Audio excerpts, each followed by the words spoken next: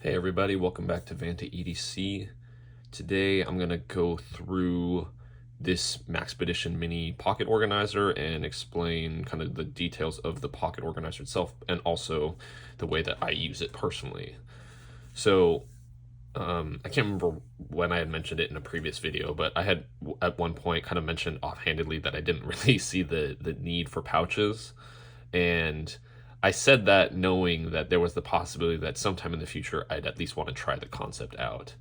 But I just, at the time, I didn't see the need for it based off the way I was carrying my tools and whatnot. And so, lo and behold, I kind of, in preparation for Blade Show, Texas, it kind of precipitated me realizing, oh, I might not want to, I probably am not going to bring my sling bag, which is where I normally keep the bulk of my tools that I have on me. And so I was like, I want to have some way of keeping them in my backpack. And so the first thought that came to mind was just getting a pouch. And thankfully, this Maxpedition Mini, I think, is like just over $20 on Amazon. So yeah, fundamentally, basically, I needed the ability to kind of like put my tools either in my pack or in my backpack, just depending on the circumstances. And so this was, I thought, a good starting point because I've seen a lot of people at least start with Maxpedition pouches.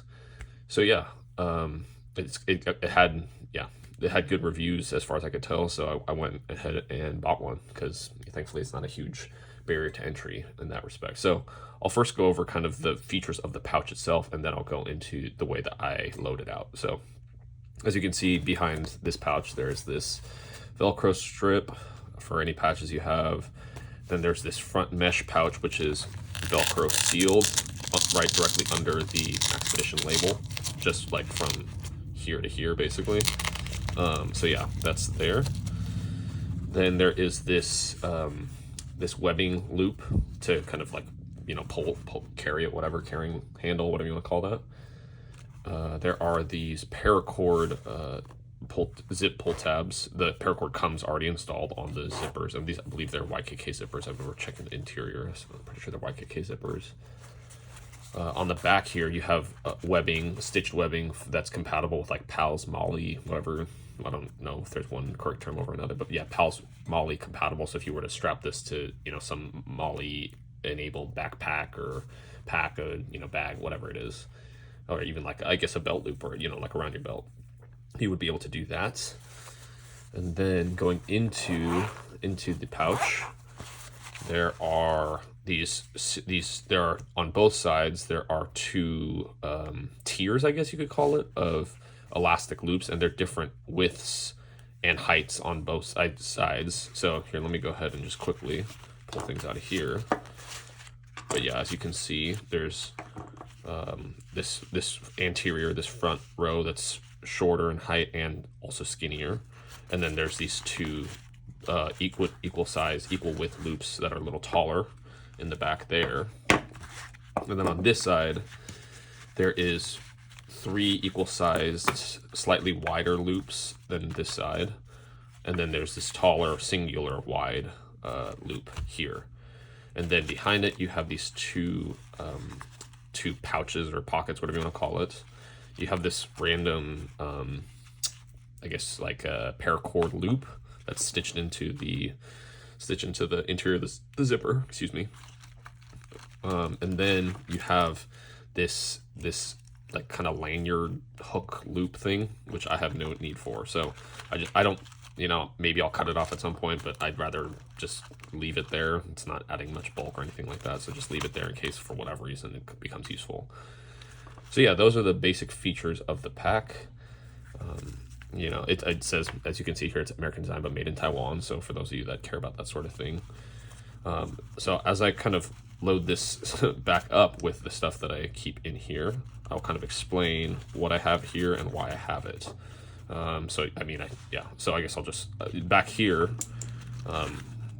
I have this segment of duct tape that's wrapped around itself, and I've used that on one or two occasions. It's actually one of the items that I've used more, if that makes sense.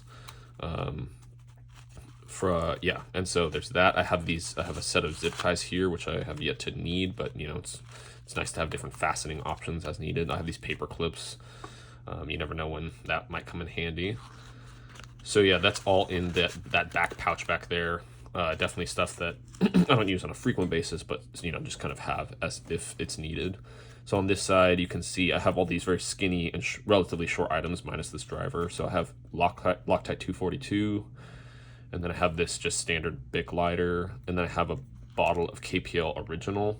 So for anytime I'm on the go, or just this ends up kind of being like my knife maintenance kit even when I'm at home. Not exclusively, but definitely kind of provides a good baseline for it. So I'm not at the point where I have like multiple bottles of KPL and Loctite and whatever else. So I can easily use this at home or when I'm out and about. So yeah, KPL, and then this is the NAFs. Right there, you can see the NAFs, their precision driver that's supposed to kind of be like inspired by the Saturn V rocket. Yeah, so this uses precision bits, like 4mm bits there, and so I have that. This is fun to fidget with. It's fun to fidget with, and it's pretty useful. It's not the best driver in the world, but it's good for this particular loadout, this application where I need it to be able to fit in here. So yeah, and so on the right side, you can see that I had these 3 tools. So the first is this Demco 8020.5. This is the 3V version in the shark's foot blade.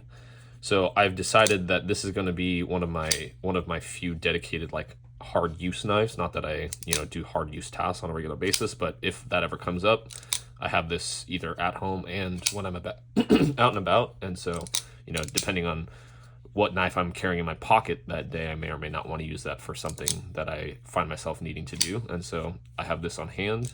So yeah, now the reason I chose this as my hard use knife is because I think the blade geometry, the lock strength, what else? The blade shape, the material of the blade, those all lend themselves to, I would say, like harder tasks than like the button locks that I typically carry, or even some of the liner locks maybe. And so yeah, the shark lock is a very strong lock.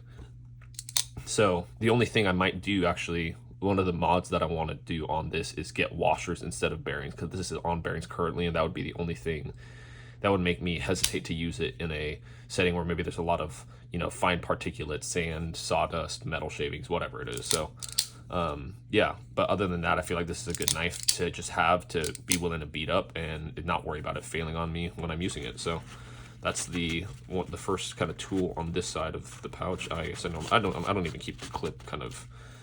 I guess I could do this. Let's see, will it fit there? Yeah, there we go. I don't want to keep it kind of favored to the left there. So the next thing I have is this these Knipex, or Knipex, however you pronounce it, 5-inch Cobra pliers. These have come in handy a handful of times, and I'm really glad I have these, and instead of just having these kind of like needle nose style pliers on my multi-tool.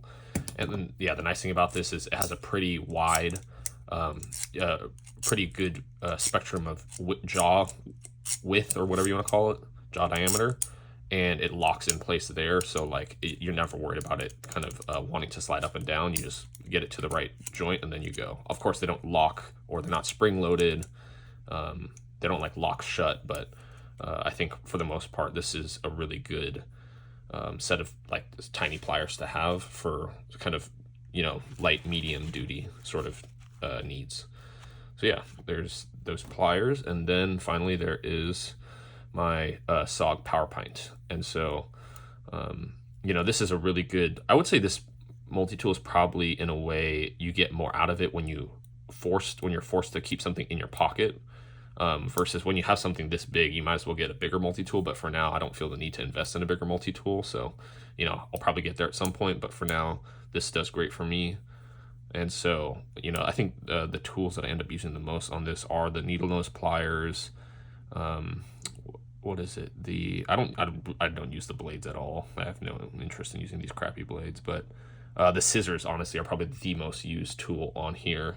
The annoying thing is they're like the least accessible out of the 4 biggest implements kind of within the handles, but that's okay.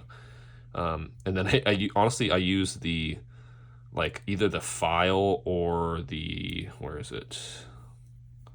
The file, or I guess, which one is it? I don't know. Is it the file? The file or some of these other tools as kind of like flatheads if necessary. I've used that in the past, but that's usually not a necessity.